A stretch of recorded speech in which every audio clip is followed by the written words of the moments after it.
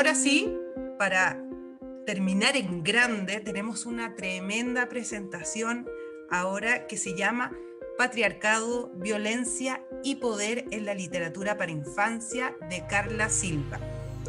Carla es magíster, candidata en Estudios de Género y Cultura, mención en Humanidades de la Universidad de Chile, profesora de Educación Media en Lenguaje y Comunicación de la Universidad Andrés Bello. Es licenciada en Letras, mención en Literatura de la misma casa de estudio, y además es diplomada en Literatura para Infancia, Adolescencia y Juventud de la misma casa de estudio, o sea, de la Universidad de Chile.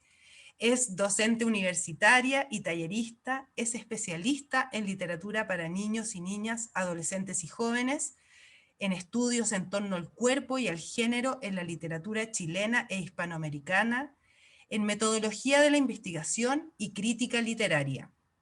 Ha participado como exponente en diversos conversatorios, seminarios, encuentros y talleres, tanto en Chile como en el extranjero. Carla, muy bienvenida a nuestro seminario. Es un gusto poder contar contigo hoy día. La audiencia es toda tuya. Yo voy a estar acá por cualquier cosa. Muchas gracias, Alejandra. Hola a todos, a todas. Qué gusto estar acá. Vamos a partir de inmediato porque efectivamente este es un gran tema, así que ojalá podamos abordarlo de muy buena manera, en profundidad, como se merece, ¿no? A pesar del poco tiempo que podemos tener y que se nos puede hacer para este gran tema que es el patriarcado, la violencia y el poder en la literatura para infancia. Dejé abajo mi correo personal por si hay alguna duda en particular que más adelante quisieran consultarme, o algún texto que pueda aparecer y que yo pueda tener, así que lo dejo ahí a disposición también de ustedes. Bueno, partimos igual nombrando que en las diapositivas aparecen varias ilustraciones de mujeres artistas, ilustradoras. Esta es de la María Gese, es una ilustradora española que se la recomiendo muchísimo, tiene libros muy buenos, entre ellos, lo dejo por aquí a mano, este que se los recomiendo se llama El Placer. Me encanta este de María Gese, de donde saqué esta ilustración, así que les recomiendo esa ilustradora a quienes quieran buscarla. Acá tenemos una ilustración de la Karina Koch, una ilustradora chilena, autora de varios libros, tiene la editorial también Cocorococ, así que también se las recomiendo, pero vamos a partir conversando acerca del concepto infancia. La ponencia trata sobre literatura para infancia, ¿no? Entonces, lo primero que tenemos que pensar es qué entendemos por infancia. Y qué entendemos no históricamente nomás, sino qué entendemos ahora, en este momento, por infancia. ¿Qué lugar ocupan los niños y las niñas en medio de una pandemia, por ejemplo? ¿Qué lugar tienen en medio de un estallido social? ¿Cómo los discursos públicos, ¿no?, van a ir dialogando u oponiéndose entre este discurso un poco panfletario que tenemos de los niños primero y, por otro lado, instituciones tan nefastas como el Sename? Entonces, ¿qué lugar ocupa la infancia en nuestra sociedad? ¿Cómo la miramos los adultos, las adultas, ¿no? Olga Grau, en un texto que se llama Representaciones sociales de la infancia, discursos y prácticas, alude más bien a la etimología de la palabra. El concepto infancia viene del latín infans, que significa el que no habla. Entonces, tal como dice Olga Grau, podría pensarse que esa condición de no habla, inscrita en el nombre de su origen latín infans, se refirió originariamente a la fase de ausencia del lenguaje articulado, a la fase de adquisición de este o a la fase de privación del habla, al considerar a niñas y niños en una situación larvaria de dependencia a la espera de su adultez, sin derechos de sujetos con voz propia. Por lo tanto, creo que este concepto que podemos ver que tiene una trayectoria, una carga histórica ahí muy fuerte, que tiene que ver con una condición de dependencia, una condición larvaria, da cuenta de alguna manera de cómo todavía en este siglo seguimos observando la infancia, ¿no? Como que la infancia no tuviera derecho a tener voz propia. Y eso es algo que nosotros podemos reflexionar también de lo que está ocurriendo actualmente, ¿no? O sea, después de un año de pandemia, recién se está hablando de la salud mental de los niños y niñas.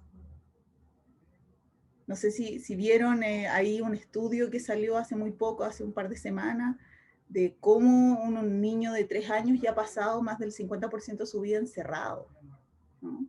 Entonces, eso de que los niños van primero, de alguna manera, solo queda como en el discurso y no se hace práctica, no se hace carne en lo que vivimos día a día con la infancia. Les voy a mostrar el siguiente video.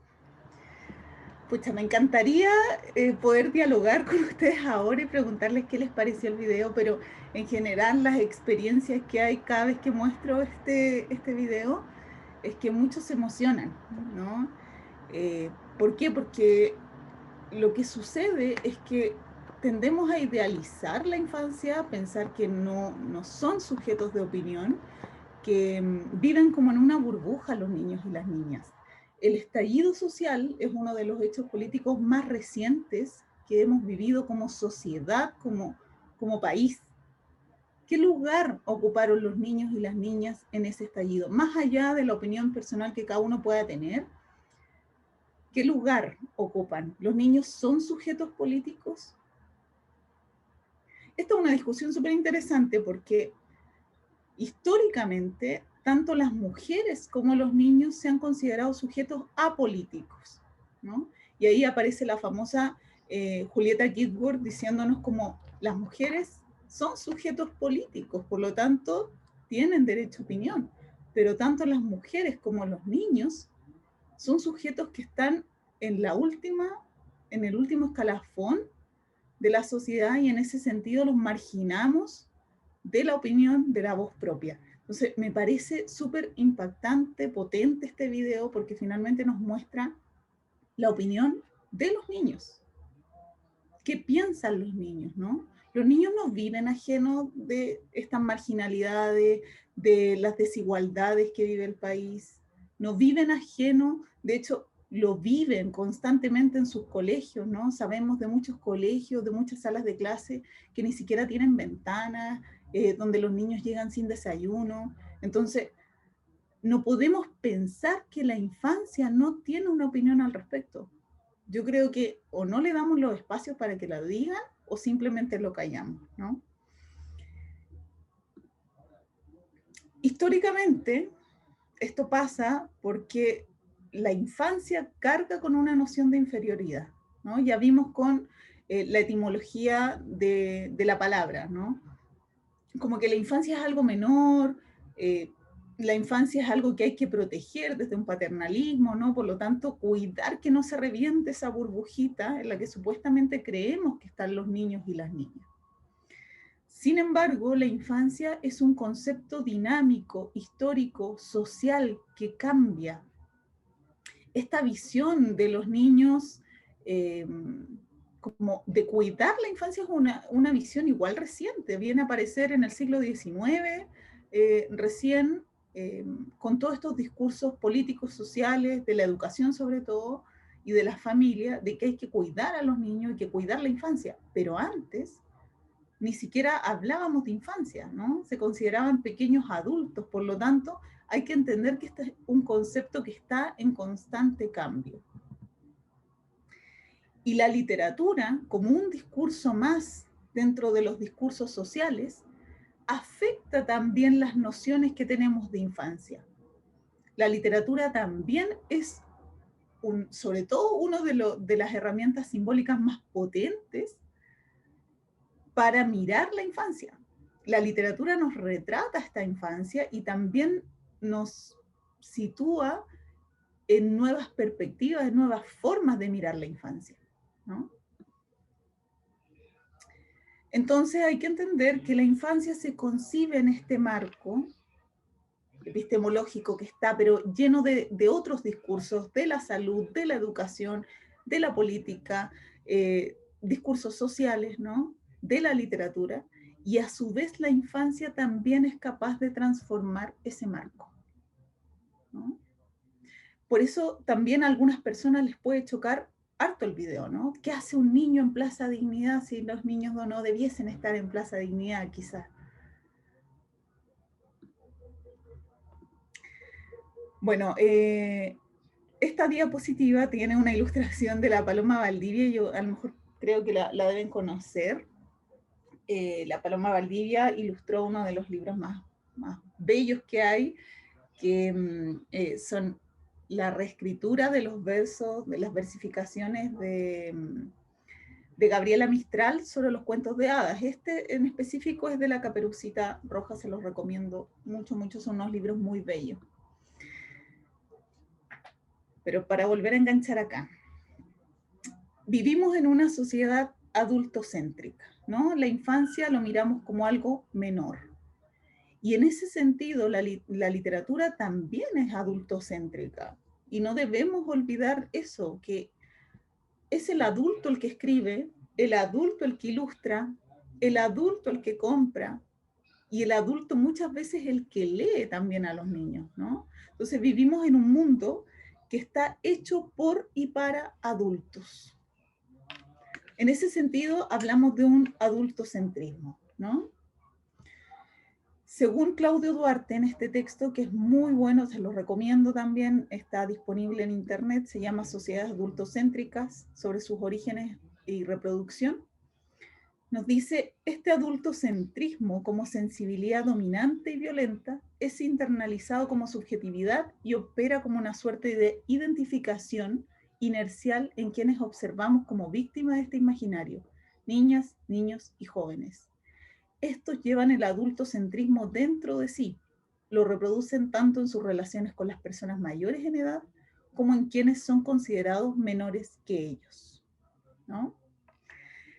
Esto es bien complejo porque en el fondo el adultocentrismo como un sistema de dominación lo que hace es reproducir estas mismas lógicas en los mismos niños y niñas.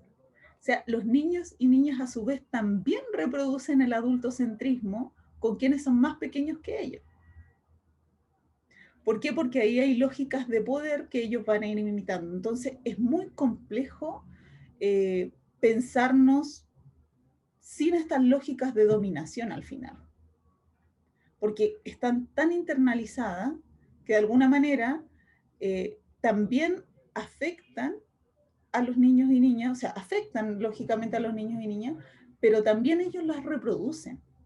Entonces, cuando estamos frente a un niño y a una niña, y estamos sobre todo mediando un libro, tenemos que tener mucha conciencia de que estamos frente a un ser plural, ¿no? Y desde esa complejidad y desde esa pluralidad tenemos que abordar la mediación.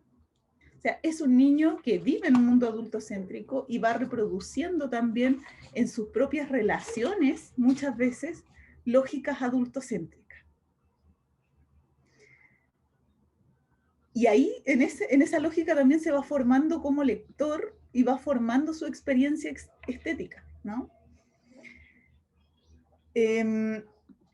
La recepción de la obra, si pensamos en la recepción propiamente tal de la obra de la literatura infantil, es el niño, la niña, ¿no? Y en ese sentido, cuando nosotros hablamos de teoría de la recepción, pensamos inmediatamente en Husserl, que es como el teórico que va a decir, el receptor es quien actualiza la obra, y como el receptor es quien actualiza la obra, en este sentido, el lector, el niño, la niña, adquiere una importancia fundamental en la lógica de cómo se va a actualizar esta obra, cómo se va a leer. Entonces, la obra va a tener tantas actualizaciones como lectores la recreen, basados en sus propias experiencias, ¿no? Ahí tenemos que pensar entonces cómo interactúa la literatura y la infancia, ¿no? ¿De qué modo la literatura participa también en esta lógica? ¿Qué lugar ocupa la literatura en la infancia? ¿Cómo el niño o la niña construye su mundo? Pensando en que las narraciones en la infancia presentan una de las actividades más movilizadoras, ¿no? Porque nos permiten imaginar, aprender lengua, transmitir modelos de conductas, creencias, ¿no? Esto de los modelos de conducta es súper importante cuando hablamos de estereotipos, cuando hablamos de, por ejemplo, los cuentos morales, ¿no? Cómo se van a ir transmitiendo formas de actuar, de ser. El niño en la literatura, la niña en la literatura va a jugar con ciertas situaciones que podrían darse en su realidad cotidiana y va a ofrecer también ciertas soluciones a ciertos problemas que luego va a aplicar en su vida cotidiana. Entonces, la literatura, sobre todo en la infancia, es una de las actividades más enriquecedoras, como holísticamente, ¿no? Porque además lo que produce es una función catártica, el placer, la función estética que tiene la literatura, ¿no? Ahora, el problema que hay, entre comillas, acá con esto de la escritura de la obra misma y la recepción, es que la literatura, a través de diferentes medios, sobre todo en la literatura infantil, nos encontramos con imágenes, con lenguaje, puede cristalizar ciertos estereotipos dominantes o puede apostar por otras alternativas, ¿no? Entonces, acá empieza como la problemática que vamos a tratar nosotros, ¿no? ¿Por qué? Porque históricamente hay ciertas representaciones que se van reproduciendo en esta literatura para infancia y que de alguna manera se vuelven hegemónicas. Entonces, debemos empezar a pensar qué representaciones encontramos generalmente en este tipo de literatura, cuáles están legitimadas y cómo podemos diversificar la experiencia lectora, ¿no? En el sentido de que la literatura nos ayuda a sentir, a comprender el mundo, sobre todo en esta etapa vital. ¿Qué representaciones, cómo diversificamos la experiencia lectora de los niños y niñas? Acá, Ariel Dorfman, le puse ahí el nombre, en un texto bien bueno, me voy a acordar cómo se llama, Neocolonialismo. Ariel Dorfman, en un texto que tiene, dice lo siguiente: en esta aparente oposición entre realidad y fantasía, se esconden ciertos mecanismos ideológicos de revelación, ocultamiento, que les sirven a los adultos para domesticar y someter, o sea, para colonizar a los niños. Entonces, hay que tener mucho cuidado ahí porque ¿cuáles son estas representaciones que se muestran? ¿Cuáles son las que se ocultan? ¿Y qué grado de dominación ideológica vamos a encontrar en estos textos y que hacen que los niños sigan considerando estas representaciones hegemónicas como las únicas, las válidas, las correctas, ¿no? Un clásico ejemplo es que, no sé, la cantidad de libros protagonizados por niños de color o de una raza distinta versus la cantidad de libros que son protagonizados por niños o niñas blancas en los colegios acá en Chile. O sea, si nos ponemos a hacer un estudio, nos encontramos así con un horror tremendo. Hay colegios donde no se dan a leer libros que consideren otras representaciones de infancia en términos físicos solamente, no de acción ni nada más, ¿no? ¿Por qué? ¿Por qué no se hace esta elección? Bueno, esta ilustración es de Karina Koch. Ella lo ilustró para un 8M y muestra justamente lo que yo les acabo de decir, la diversidad de representaciones que hay en este caso en torno a las mujeres. Estas identidades legitimadas que encontramos en la literatura para infancia, de alguna manera tienen relación con la metáfora. La metáfora, hay múltiples estudios sobre la metáfora, pero la metáfora es muy potente, sobre todo en la infancia, porque la metáfora nos da como nuestro campo simbólico, nuestra manera de mirar el mundo, ¿no? Se asienta más fácilmente en nosotros y se internaliza de tal manera que la naturalizamos y ya no nos cuestionamos a veces. Entonces, la metáfora es muy, muy potente en la literatura para infancia. Y acá, mediante la metáfora, lamentablemente, nos encontramos con ciertas identidades que son legitimadas y que dan cuenta de la literatura como un territorio masculino, ¿no? Hay ciertos arquetipos literarios que todavía se siguen reproduciendo en la literatura en general, pero todavía en la literatura para infancia, ¿no? La mujer como madre, virgen o prostituta, ¿no? La mujer buena, la mujer mala, ¿no? Lo masculino como lo público, lo absoluto, lo trascendente, los padres de los cuentos para niños y niñas que son los que salen a trabajar, los que son exitosos, versus las madres que permanecen en la casa, en lo privado. Muchas veces las madres de nuestros cuentos para niños y niñas no tienen una profesión, solamente se dedican a estar en la casa, ¿no?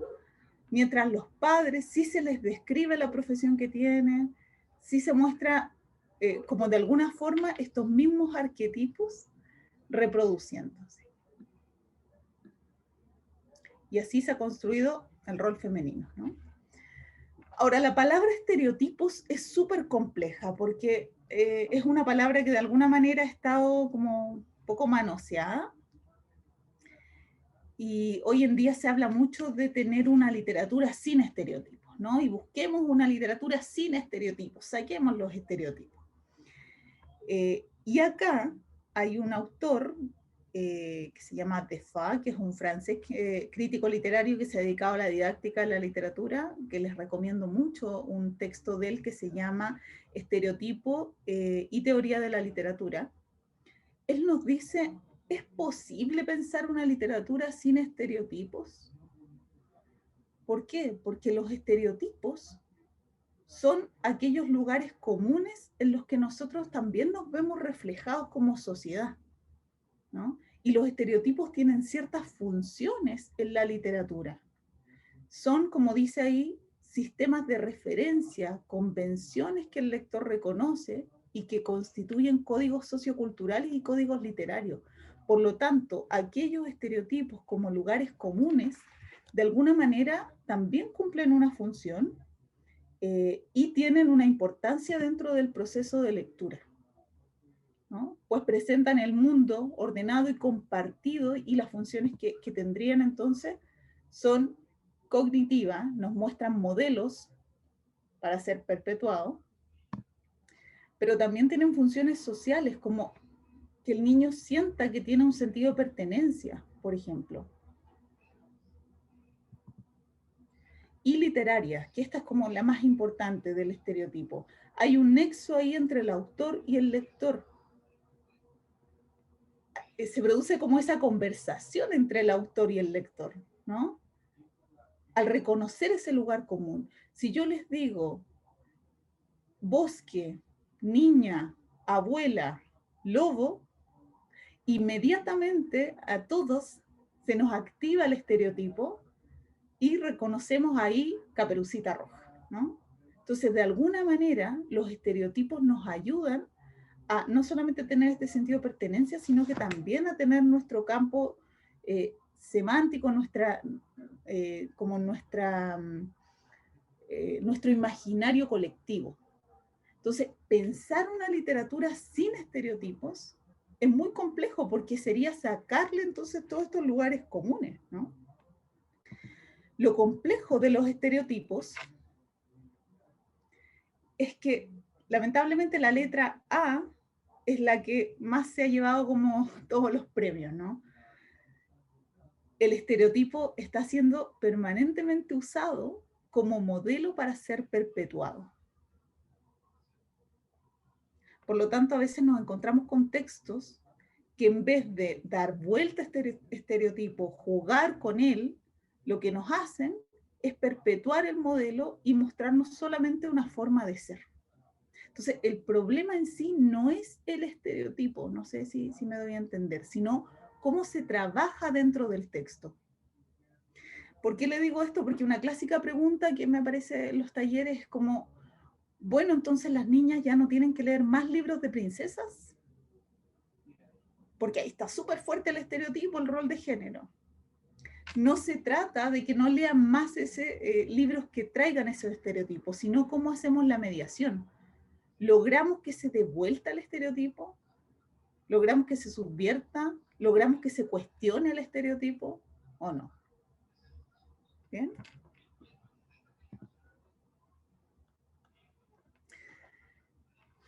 Porque leer literatura, como dice acá, es manipular estereotipos, eso lo dice Defoe, ¿no?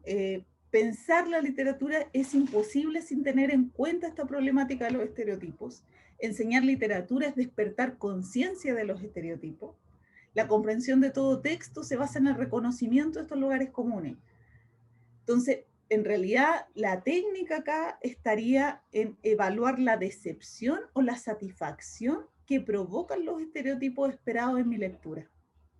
Un ejemplo de eso es la ilustración que les muestro ahí, del cuento La joven durmiente y el uso, no sé si se verá bien ahí, que lo que hace es alterar lo esperado con el lector. Acá todos esperamos que el príncipe vaya a despertar a la bella durmiente, y nos encontramos con esta ilustración donde es otra princesa despertando a otra princesa, ¿no? Entonces, wow, ahí nos choca un poco porque efectivamente lo que hizo fue subvertir el estereotipo esperado.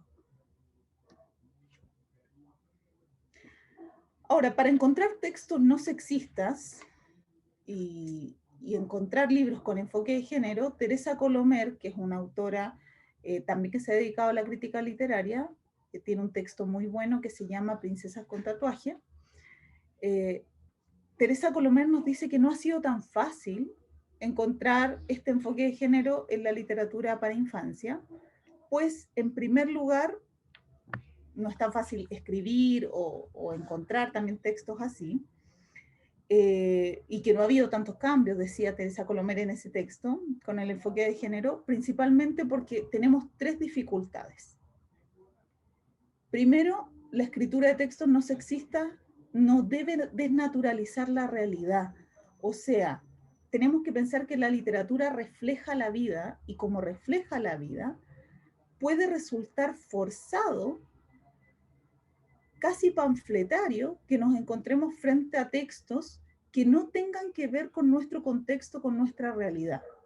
Entonces, eso es lo primero que hay que tener cuidado, ¿no? Porque ahí, en el fondo, estaríamos otra vez hablando de dominación ideológica, pero ahora como panfletaria. Como del tipo, bueno, solo hay que leer textos feministas con los niños, ¿no? Segundo, que la tradición que configura cada género no es objetiva ni imparcial, estipula condiciones de lo femenino y masculino sin escapar de esos parámetros. Nos encontramos con una tradición muy fuerte hasta el día de hoy, ¿no? Entonces, es muy difícil, también ha sido muy difícil subvertir esos modelos cuando hasta hace muy pocos años todavía seguíamos como naturalizando ciertos modelos de infancia en la literatura. Ahora hace muy poco que empieza como esta revolución. Y por último, Teresa Colomer dice, la LIG es una literatura de consumo básicamente femenino. Nos cuesta, dice Teresa Colomer, que los niños elijan libros protagonizados por mujeres, por ejemplo. ¿Ya? Entonces, ya yo sé que me queda poco tiempo, así que ya voy a tratar de ir cerrando. Los estereotipos legitiman estructuras de poder. El juego que tenemos que hacer nosotros ahí es ver cómo subvertimos ese poder, cómo subvertimos ese estereotipo. Entender que la identidad femenina está definida en torno al problema de la completud humana. O sea, constantemente se ha pensado que las niñas y las mujeres son seres incompletos y que necesitan completar su rol en el amor, ¿no? Con la llegada del príncipe. Hay un montón de estereotipos ahí dando vuelta, como un ser incompleto, inacabado e imperfecto, ¿no? Como que las niñas no fuesen capaces de convertirse en seres humanos plenas de sí mismos. Hay una cuestión que es histórica, que es social, y la literatura no escapa de eso. Y ahí les puse la ilustración de Isol de la Bella Griselda, que es un clásico para ver cómo las mujeres se completan en el amor. Ojalá lo puedan leer, lo vean, es un libro muy, muy interesante. Entonces, en esta carencia histórica de la incumplitud, Marcela Lagarde dice, para existir, las incompletas mujeres deben buscar su continuidad en los otros, los padres, los cónyuges, los hijos, la casa o la causa. En virtud de este completarse en los otros, la existencia de las mujeres se desarrolla en cumplimiento del ser femenino para los otros y como entes cautivos de los otros. Los libros donde aparecen niñas y niños protagonistas, ¿cómo nos muestran el rol femenino? ¿No? ¿Nos muestran todavía esta mujer ideal que es imposible de alcanzar?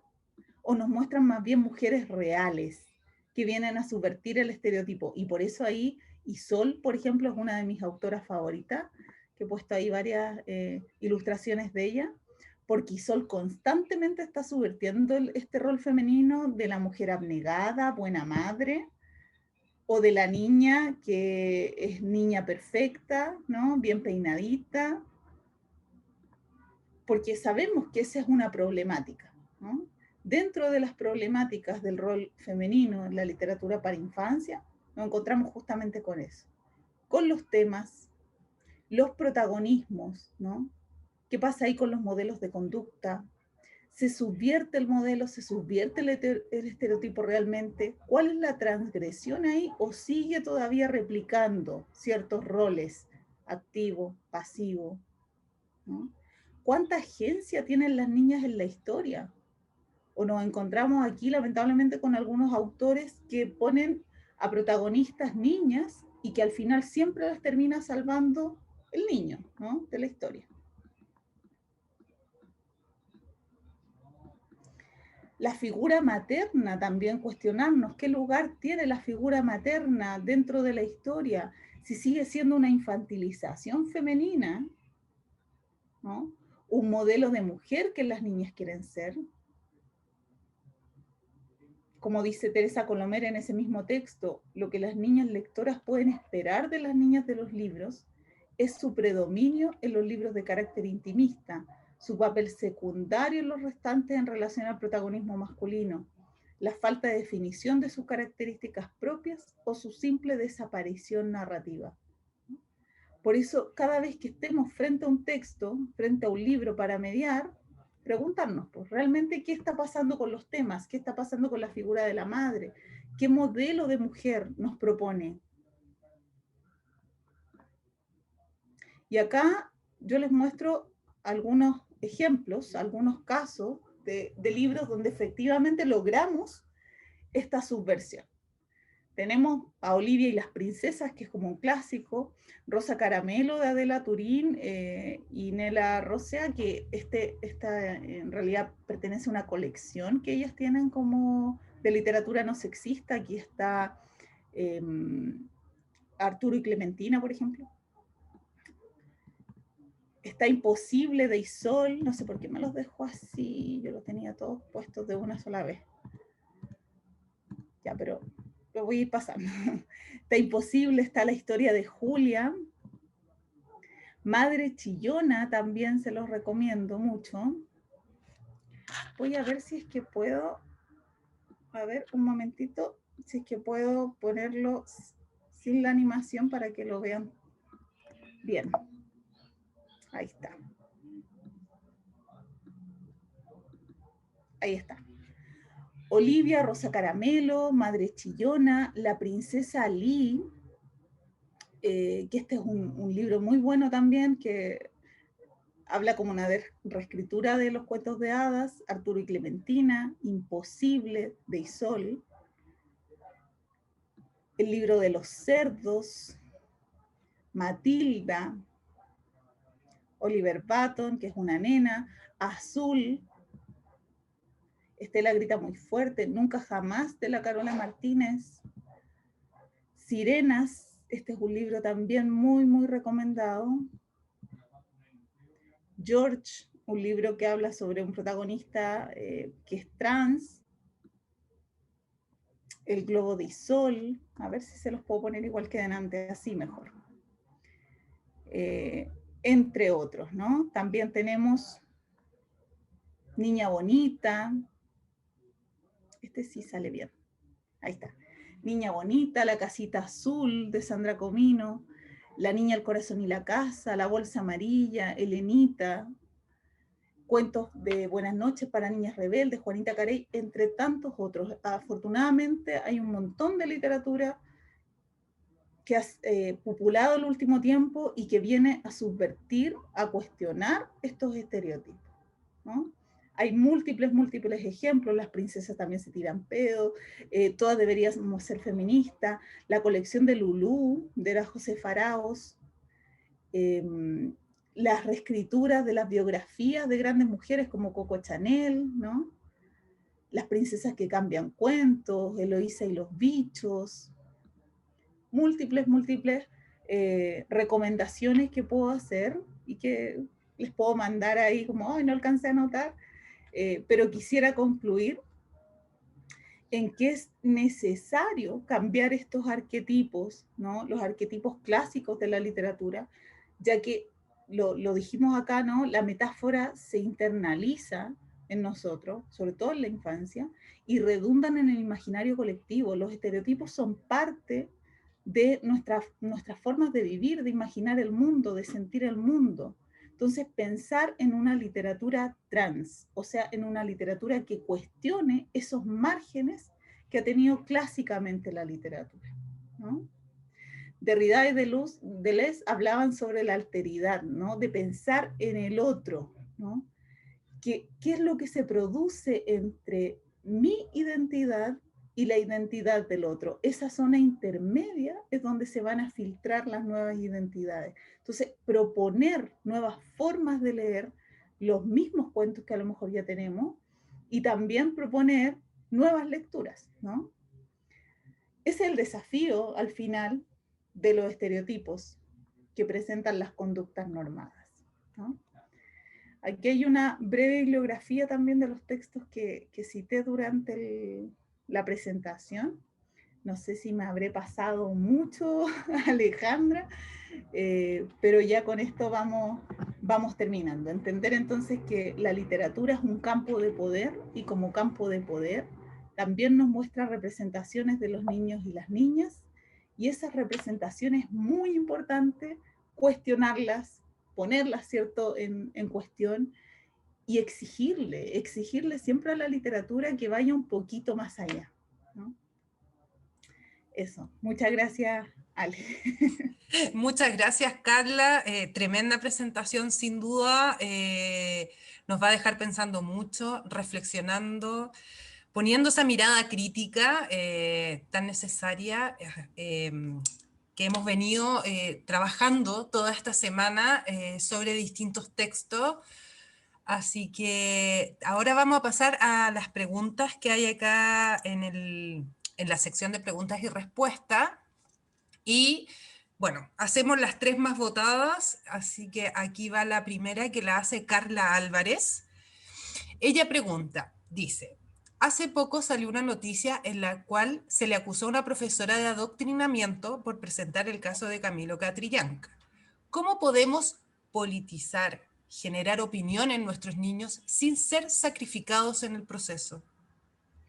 Uf, eso es tremenda temática, es como para otra charla completa, pero es muy curioso que cuando le presentamos a los niños otras formas de pensar y de pensar más críticamente, que ellos puedan cuestionar lo que está ocurriendo incluso en la contingencia, como el caso Catrillanca, inmediatamente aparezcan estas voces hablando de adoctrinamiento, como que nunca hubiese existido el adoctrinamiento en las escuelas, como que los niños no estuviesen siendo adoctrinados y ahora empezaran a ser adoctrinados, ¿no? Entonces es muy curioso que justamente aparezcan ahí estas voces de oposición frente a ese tipo de crítica o a ese tipo de lecturas que podemos hacer. Ahora, lo peligroso, y que yo también decía dentro de la charla, es caer en esta dominación ideológica de pensar de que los niños solamente tienen que conocer una parte, ¿no?, de la historia. Era lo que yo les mencionaba frente a los famosos cuentos feministas, antiprincesas, por ejemplo, que es una colección muy buena, pero que finalmente lo único que hace es renegar de lo otro, como que lo otro no existiera, como que las princesas no existieran y el imaginario de las princesas no existiera. Entonces, no sé, me siento como muy nada que ver yo como recomendándoles qué hacer, pero una sugerencia es que ojalá siempre podamos diversificar la experiencia lectora, la experiencia crítica de los niños, ¿no? Que ellos conozcan que existen estos cuentos para princesas, que pueden estar de acuerdo, podemos cuestionarlo, y también existen otro tipo de mujeres que no quieren ser princesa, que existen madres en los cuentos que son felices siendo madre, pero también existen mujeres que no les interesa la maternidad y que son felices sin ser madres, ¿no? Entonces, de alguna manera, para no quedarme solo en el caso Catrillanca, me parece muy importante que ojalá la experiencia lectora sea siempre diversa, sea Claro. siempre diversa, ¿no? Y ahí hay un gran rol de los mediadores, en el fondo, de poder mostrar distintos textos, distintos libros, distintas realidades, y Sí. que en este seminario hemos visto harto corpus literario que nos puede ayudar en eso. Sí. Así que vamos con la segunda Ay, pregunta. perdona, Ali, Dígame. solo quería agregar porque miré el chat muy a lo rápido, muy a la rápida, y dice como los docentes imponen ideas políticas de una línea muy delgada, ¿no? Y efectivamente es una línea muy delgada y por eso yo dediqué gran parte de la presentación a hablar del adultocentrismo. Entonces Ujú. hay que ser muy consciente de que cuando nosotros estamos mediando literatura, no estamos escapando de las lógicas adultocéntricas. O sea, igual estamos interviniendo en el proceso lector, en la experiencia estética que tiene ese niño, esa niña con el libro. Entonces, mi sugerencia ahí es que siempre tratemos de ser conscientes de esa intervención. Yo estoy interviniendo como adulto y además de ser consciente, tener la menor intervención posible. O sea, de verdad, lo menos que se pueda intervenir en esa experiencia lectora, ¿no? Súper. Bueno, nuestra segunda pregunta la hace Misty y dice, ¿qué actividades o intervenciones podemos realizar para potenciar el espíritu crítico de nuestros niños y niñas mediante la lectura? Ya, ¿qué actividades? Ujú. Bueno, lo primero, ahí ya entramos como a la didáctica de cómo Al área mediar chica. el libro. Sí. Pero siendo bien práctica, lo primero es que ojalá el niño sea quien manipule el libro, ¿no? Quien tenga el libro. Entonces, para fomentar el espíritu crítico, el lector o lectora como el receptor primero, que fue lo que dije en alguna diapo, como el receptor de este texto, es quien debe tener la obra, ¿no? Quien debe poder manipular la obra. Entonces, dentro de las actividades didácticas que siempre se piensan para después de la lectura, parte mucho antes de la lectura. Entonces, cuestionando sobre el tema, introduciendo el tema, dejando que los niños tengan voz dentro de la temática. Los chicos y las chicas no son seres que no tienen voz, ya lo vimos acá en el video que yo les mostré.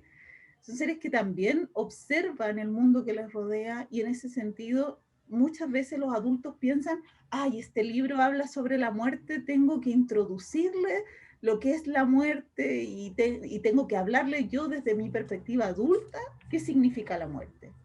Sin siquiera preguntar a un niño primero qué piensa sobre la muerte y si sabe. Y muy probablemente se va a encontrar con respuestas que les pueden sorprender, ¿no? Desde que al vecino se le murió el gatito hasta que recuerda la muerte de su abuelo. Entonces, dejar que los niños y las niñas tomen posesión del tema desde antes de la lectura. Ahí podemos no solamente hacer que se involucren en la experiencia lectora, sino que también vayan desarrollando su espíritu crítico. Súper.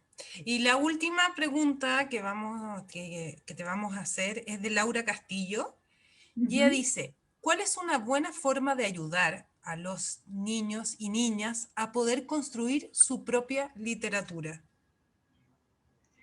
¿Hay cómo? A ver, no sé si me la puedes como ¿Cuál repetir. es una buena forma de ayudar a los niños y niñas a poder construir su propia literatura? Me imagino que puede ser sus caminos lectores, sus ¿No? trayectos Ajá, lectores. Me da la claro. impresión de que puede ir por ahí la pregunta.